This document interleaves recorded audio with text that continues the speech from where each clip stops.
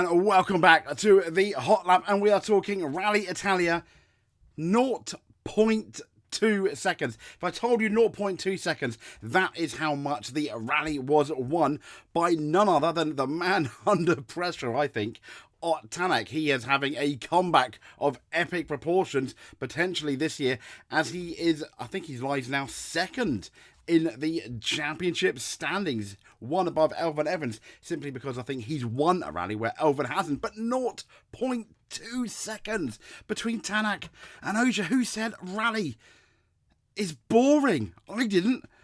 I don't know anyone that has after this. It was an absolutely epic finish. It was so sad, though, for Sebastian Ogier, who looked like he had it just about in the bag, despite the pressure he was under. And then it kind of all went wrong on the last stage. 0.2 seconds. I'm going to keep saying that throughout the show. 0.2 seconds. But as we know, Tanner, he claimed what was a shock victory in the end at Rally Italia on that Sunday afternoon. So we're now recording, it's just hit midnight on Tuesday the 4th. So a couple of days ago, because it was late agony for long-time leader Sebastian Ogier.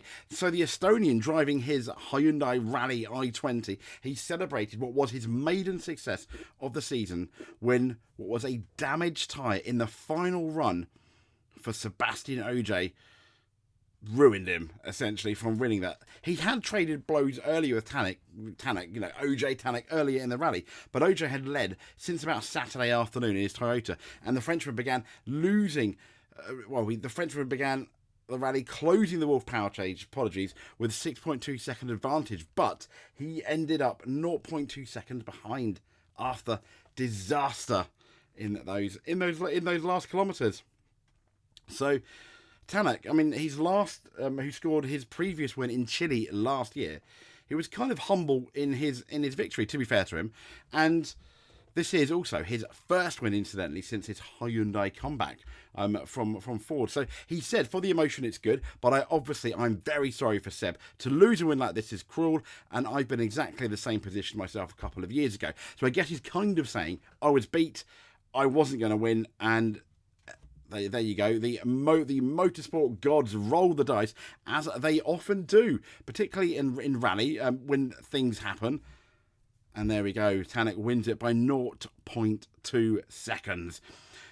And it also brings me to the point where it made Sunday exciting, didn't it? We don't need those extra silly little points. That Nouvelle, I think he got 12 of them in the end. No, we don't. We need the rally to go on. We will be talking about the point system, and probably, hoping up board, I'm sure we're going to have another moan about that point system, because it is absolutely ridiculous, especially now, as has been proven, you have fights right until the end. So we do also have, I think in just around a week's time, that June the 11th motorsport meeting about the future of rally. But I digress. What I would like to do, though, is get into the winners and losers of the Rally Italia. And what we learned, Dirtfish has got quite a few interesting articles. One of them in particular, though, is they've suggested that for me, one of the most disappointing people in the rally was this gentleman right here. Yes, Elfyn Evans. And even Dirtfish has come out and said that he urgently needs to find the answers. And as we know, when we look back now at those last two rallies, I think disaster is potentially the word for Elfyn Evans. Disaster for him and his championship aspirations. So the Toyota driver, he did, though, to be fair, manage to narrow that gap from 24 to 18 points. And that's something that, let's be fair, based on Evans' pace, looked fairly unlikely until Nouvelle, did a whoopsie. So the two-way title fight has now, though, become a three-way title fight because of his most recent performances. With Evans' slump is Tanak's gain, because where Evans is having difficulty, Tanak is going, yes, thank you very much, I will. Now, all four Toyota drivers, though, struggled with getting their Toyota to their liking in Portugal. At times, Evans looked completely lost, and this was in Portugal. And you can't help but feel it was somewhat similar in Rally Italia. He just could not. Evans could not find the sweet spot. It looked like he was uncomfortable. Almost the car was driving him, not he was driving the car, which is fairly unusual when we go back to Monte Carlo, even Sweden. I mean, you know, he didn't do particularly well because of the swap of stage. But even in Sweden, he looked more confident, even though he was, I think, being the slow plow for most of Friday. Yeah, so it's just a bit interesting. So let's talk. I mean, disappointing Evans. I mean, we may get onto him in a bit again, but I mean, one of the people of the rally, and I think all three people on the podium did a fantastic job. But Tanak, it shows you in rally, you never ever give up, and it was a fully deserved win. Some people may say it was gifted. However, what I would say, but by being so pushing Ogier so far, not really giving him too much, you know, with one mistake from Ogier, the rally would have been over anyway.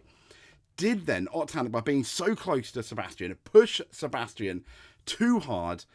And in another parallel universe, say he was 20, 30 seconds behind, that would have given Ogier, you know, he would have been calm on that last one, and it wouldn't happen. I mean, rally is also kind of like a game of chess and strategy. So, I mean, Ogier, he was beaten on the first two stages on the Sunday morning, and Tanak took 11 seconds from him there. And that gave him that opportunity to win the event, to never give up. So, yeah, absolutely bang tidy for Tanak. So let's get into his teammate and championship leader, and still championship leader, Thierry Neuville. Yep, he did make that fairly sizable mistake on Saturday. Will that come back to bite him on the bottom? It may well be. You know, you may well look at that. This is what's so fantastic about motorsport. You could look at that now at the end of the season and be like, that's the moment he potentially lost the rally, if he doesn't make another big mistake again. Having said that, I guess we'll see. But his form on Friday, when he was first on the road, was absolutely tremendous. You can't take that away from Neuville. He looked like the championship elect. Unlike, you know, he looked like the man in 2024, and he has got that ability that I think, for example, I mean, Dirtfish is saying he's got the ability that Ogier demonstrated so well through many years of victories, they're saying, where he just found a way of dealing with being first on the road that kept him very much in the fight. And that's something he has demonstrated throughout the year when he has other than Sweden, when he has a road position that's, let's be fair, not ideal, he makes the most of it, to the point where you think, yeah, he probably couldn't have done that much better. And I mean, he moved up to third after the first stage, and he consolidated in the second stage in the morning. In the third stage of the morning, he built a good lead, and he really was beyond the reaches at the start of the rally of Danny Sorda and Takuma Katsuta. Oh my gosh, I'm just getting it all wrong. But yeah, so absolutely fantastic from Neuville for the first stages. But then he made that mistake, didn't he? He made that mistake. Whoopsie daisy. So let's talk about Danny Sordo. Yet another podium to his victory. He's got a long list of podiums. What more can you say about this part-time team player? He's intelligent. He has a massive wealth of experience. And the sad thing is, at the end of the rally, he said, "Yeah, that's it. That's my year." Surely Hyundai are gonna. Surely you'd want, you know, him back. They need him back, I think. Maybe even to help out. It was a really mature, but as he is, drive throughout the rally. And as I mentioned, it's just sad that he's only been guaranteed those two events. But an absolutely well-worthy podium for Sordo. Brilliant. Absolutely brilliant. So, I mean, we've kind of spoken about Evans, but let's speak about the man that maybe should have won the rally. It's I mean, old Ogier.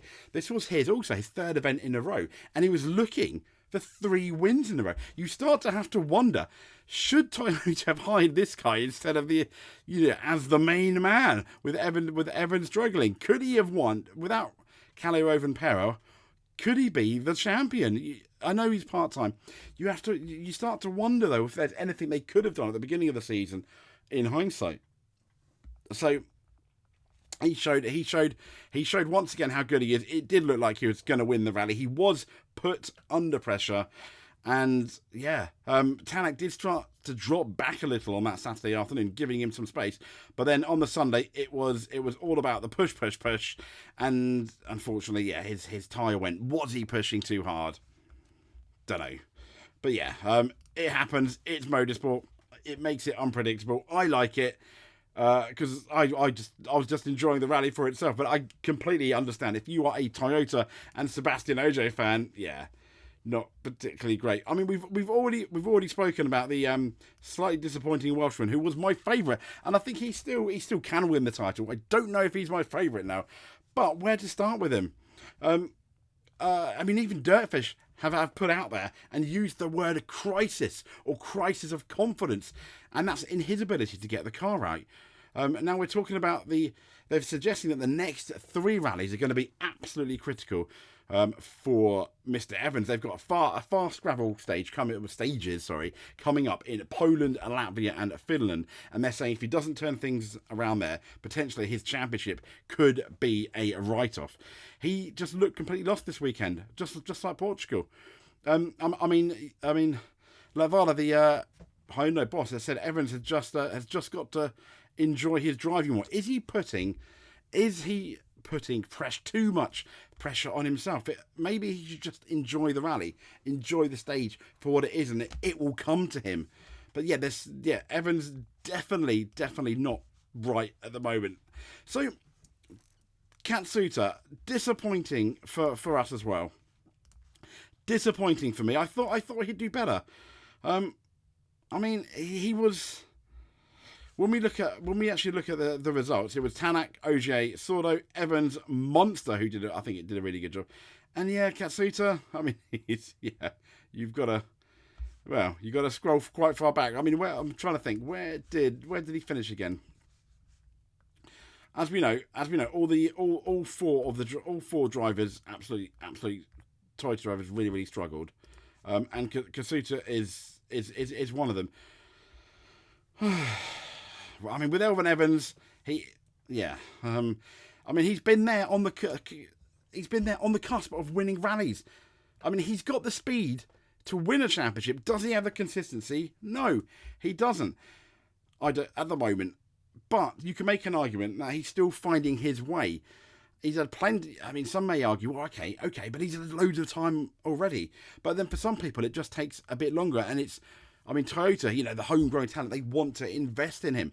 And we may have a very dangerous Katsuta in 2026, 2027 when the new rules hit. Who knows? Maybe those cars will suit him and we'll see an absolute Japanese monster, Godzilla, tearing through the stages. I would love to see that. But even Dirtfish have suggested that one of his real strength is his ability to put disappointments behind him, not linger and go back, kind of like reset. And I think he does that better than a lot of other drivers. If you look back at, for example, his potential winning Japan last year, he certainly had the pace. And in Sweden before it was Whoopsie-daisy. He does have the pace. He just does not have the consistency, sadly. So, yeah. So from Toyota to M Sport, let's talk about one of my new favourite drivers of the year. And I said that, and then he disappointed, didn't he? But Adrian Former, he was having, up until the last 2 rallies, he was having an absolute monster, in a good way, of a rally. His M Sport car has been really solid, if not a couple of steps behind Toyota and Hyundai. And I think at points he's outdriven the car. And he's put himself in a position that he probably shouldn't have been in, and upset all of those around him. He was at one point, if you remember, a legit third in the championship. He's good at the high speed stuff, and I can't help but feel that a few more tweaks to the M Sport, and Adrian Forme might be right. He could be right there. Remember, Tanak won last year with the M Sport team, so it is possible. So we also have Gregor Monster. He was a long way off the pace, yes. However, he got, it was his best finish of 5th so far. A fairly long way behind Evans. This guy is kind of like it feels like he's a year or 2 behind Katsuta. He has potential. That 5th place is going to give him a lot of confidence. I think he can potentially do it. He can be there if M Sport put their faith in him. But I can't help but feel at this point now, we are getting towards the middle of the championship. I think we want to see more. We want to see more from Munster. I think M Sport want to see more from Munster. Is it wrong of me to say if they don't see more, maybe they think that someone else could be better for the job? Who knows? I mean, there's plenty of hungry drivers in the ERC that I'd love to see in Munster spot. Yeah, maybe I'm being a bit too harsh. I mean, he's still got the rest of the year, but I do think, kind of like Evans, over the next, because we're now in gravel rally season almost, it'll be interesting to see how he feels over the next 3 gravel rallies and whether he can do anything about it. But essentially, there's our main winners and losers from the rally. I know we're just focusing on WRC because I'd love to talk about WRC too, and I really need to dedicate more time where I can. But unfortunately, I don't really have. I mean, it's now like 20 past midnight at the time of recording. I don't have enough time, but I really want to. So I'll leave you guys to it. Let me know your thoughts down below. Who do you think was the best at the rally this year? I mean, I think the podium, any of those 3 had you could say was the rally driver of the day. Absolutely brilliant. Heartbreak, absolutely for OJ, but fantastic for Tanak. Like and subscribe if you can. Subscribe here for more rally content, more motorsport content. We are, I think, one of the most. We're certainly not the biggest. It's just me, but I do think we're one of the most updated with content. We just provide content. Is at least 1 video a day, if not more. We've already done a Formula 1 video about Esteban Ocon saying goodbye to Alpine at the end of the year, and we've just had our Nigel Mansell F1 2024 experience, round 1 in Bahrain. Have a look to see how he does there. We will speak to you soon. Thank you very much. Stay tuned here for more rally content. We will probably have all the news fallout coming out of Rally Italia at some point towards the end of the week. Thank you very much.